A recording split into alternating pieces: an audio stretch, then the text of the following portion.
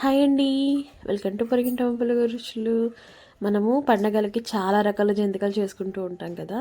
అయితే అందులో కొన్ని ఓన్లీ బియ్య పిండితో చేస్తేనేమో మరీ ఎక్కువగా గట్టిగా వచ్చేస్తూ ఉంటాయి, పళ్ళు నొప్పులు వచ్చేలాగా. లేదంటే ఓన్లీ శనగపిండితో చేస్తేనేమో అవి మరీ సాఫ్ట్గా ఉండి టేస్ట్ అంత బాగోవు. అలా కాకుండా మనం ఆ రెండింటిని కలిపి జంతికలు కనుక చేసుకుంటే ఆ టేస్ట్ అయితే చాలా బాగుంటుందండి.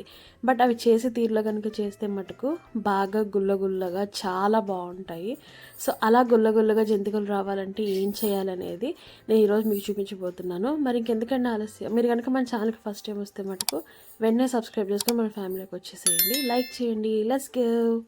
దీనికోసం మనకి 4 గ్లాసుల బియ్యపిండి కావాలండి. నేను ఇక్కడ నాకు కావాల్సిన క్వాంటిటీ చూపిస్తున్నాను. మీరు కావాలంటే ఇంకా ఈ కొలత ప్రకారం ఎన్నైనా చేసుకోవచ్చు. నేను అరిసెలకి బియ్యం నానపోసిన రోజు దీన్ని కూడా కలిపి నానపోసేసుకునేసి ఆ రోజు కలిపి మిక్స్ పట్టించేసేసాను కదండి. ఇప్పుడు దీన్నే ఆరబెట్టుకొని వాడుకుంటున్నాను. మీరు ఏ బియ్యపిండి వాడుకున్నా ఓకే. ఇది రేషన్ బియ్యంతో చేసిన బియ్యపిండి, బాగా స్మూత్గా పట్టించిన బియ్యపిండి అండి, గుళ్ళు ఉండకూడదు.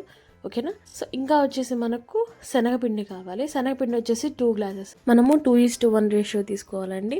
అంటే 4 గ్లాసులు బియ్యపిండికి 2 గ్లాసులు శనగపిండి తీసుకుంటున్నాను. అలా మీరు ఎన్ని తీసుకుంటే అంత క్వాంటిటీ తీసుకుంటే సరిపోద్ది. నేను కూడా దీన్ని ఇంట్లోనే పట్టించాను, ఎక్కడ కూడా బయట కొన్నది కాదు. పచ్చనపప్పు ఎండబెట్టుకొని నేను ఇట్లాగా చేసుకున్నాను, పొడి చేపించాను. అలానే వామ్ వచ్చేసి ఒక 2 స్పూన్స్ తీసుకోండి. వామ్ వేయడం వల్ల మనకు శనగపిండి వాడుతున్నాం కాబట్టి ఆ డైజెషన్ ఇష్యూస్ రావు, అలానే టేస్ట్ కూడా బాగుంటుంది. ఇప్పుడు వచ్చేసి మనం ఫస్ట్గా బియ్యం పిండిని జల్లించుకోవాలండి. మన దగ్గర ఉన్న జల్లెడతో మనము దీన్ని బాగా నీట్గా, ఎక్కడ కూడా బరక లేకుండా నీట్గా జల్లించుకుంటే సరిపోద్ది. సో అలా జల్లించుకునేసి మనం మొత్తాన్ని కూడా మనం దేంట్లోకి అయితే కలపాలనుకుంటున్నామో దాంట్లోకి తీసుకోండి. ఇప్పుడు అందులోనే మళ్ళీ మనం వచ్చేసి శనగపిండి కూడా జల్లించుకోవాలి. శనగపిండిని కూడా జాగ్రత్తగా మొత్తం కూడా మనము జల్లి పట్టించేసుకున్న తర్వాత ఈ రెండింటిని మనము మొత్తాన్ని కూడా కలిసేలాగా మిక్స్ చేసుకోవాలి. ఒకసారి మొత్తం బాగా బియ్యపిండి శనగపిండి రెండు కూడా బాగా కలవాలండి. సో అంతవరకు మనం కలిపేసేసుకోవాలి దీన్ని. ఇప్పుడు ఇందులోనే మనము సాల్ట్ కూడా యాడ్ చేసుకోవాలండి. సాల్ట్ వచ్చేసి మీకు టేస్ట్కి తగినంత వేసుకోండి. నేనైతే 1.5 స్పూన్ యాడ్ చేసుకున్నాను.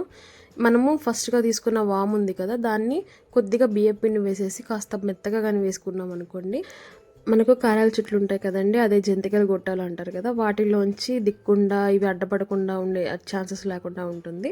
సో ఇప్పుడు నేను ఇందులోనే ఒక 2.5 స్పూన్ వచ్చేసి కారం కూడా యాడ్ చేసుకున్నాను. కారం వచ్చేసి మీ టేస్ట్కి తగినట్టు వేసుకోండి. ఎక్కువగా మేము ఎక్కువ తింటాం కాబట్టి ఎక్కువ వేసుకున్నాము.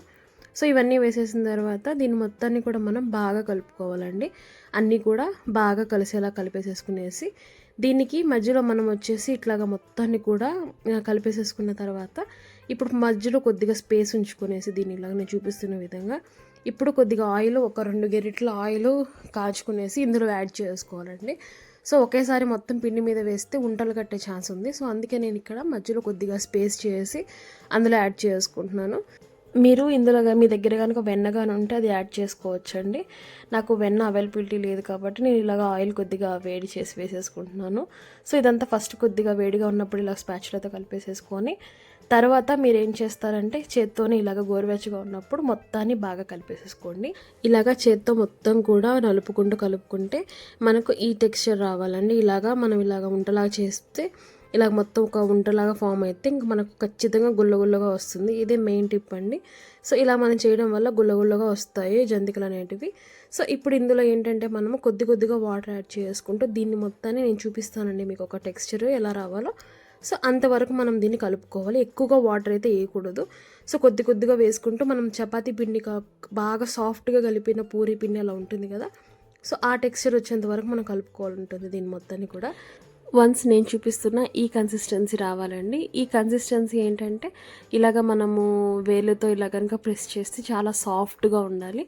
సో ఆ కన్సిస్టెన్సీ వచ్చేంత వరకు మనం కొద్దిగా వాటర్ యాడ్ చేసుకుంటూ కలిపేసేసుకునేసి ఇంత సాఫ్ట్గా కలుపుకుంటే ఏమవుద్దంటే జంతికలు వేసుకునేటప్పుడు గట్టిగా లేకుండా చాలా స్మూత్గా వస్తాయి. సో ఈజీగా కూడా ఉంటుంది.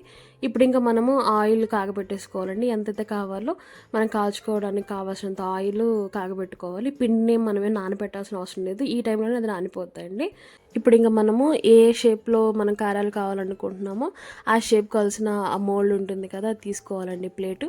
ఆ ప్లేట్కి అలానే మనం తీసుకున్న కారాల చుట్లకి, అదే జంతికల గొట్టాలకు కూడా ఆయిల్ గ్రీస్ చేసుకోవాలి. అప్పుడే మనం ఏంటంటే వేసిన తర్వాత ఆ పిండి అనేది అక్కడే అంటుకుపోయేసి ఎండిపోయి తర్వాత అడ్డపడకుండా ఉంటుంది హోల్స్కి.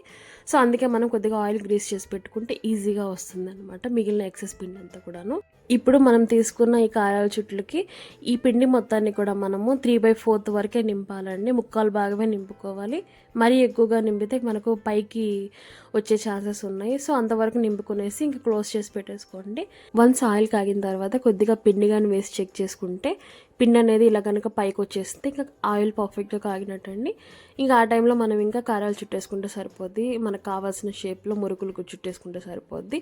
ఇలా కాకుండా మీరు మన తీసుకునే ఇది ఉంటుంది కదా, తులులు గెరిట అంటారు కదా, అదే హోల్స్ ఉండేది జాలి గెరిట, దాని వెనకాల కూడా వేసేసుకొని డైరెక్ట్గా దీంట్లో ఫ్లిప్ చేసుకున్నా సరిపోద్ది.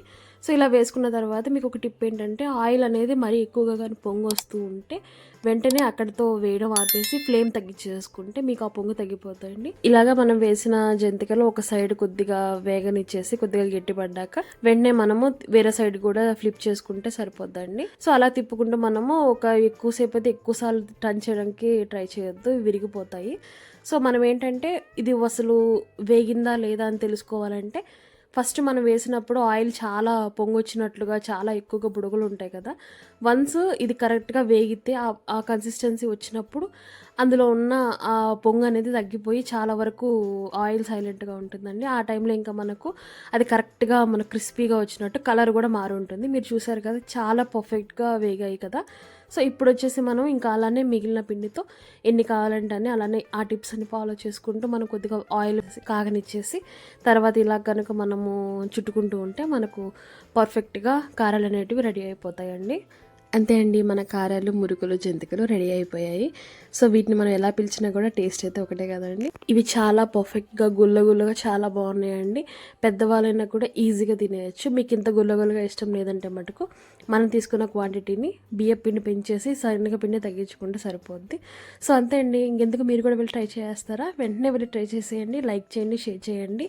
మీరు కనుక మన ఛానల్ కనుక ఫస్ట్ టైం వస్తే వెంటనే సబ్స్క్రైబ్ చేసుకొని మన ఫ్యామిలీలోకి వచ్చేసేయండి. Thanks for watching. Bye bye.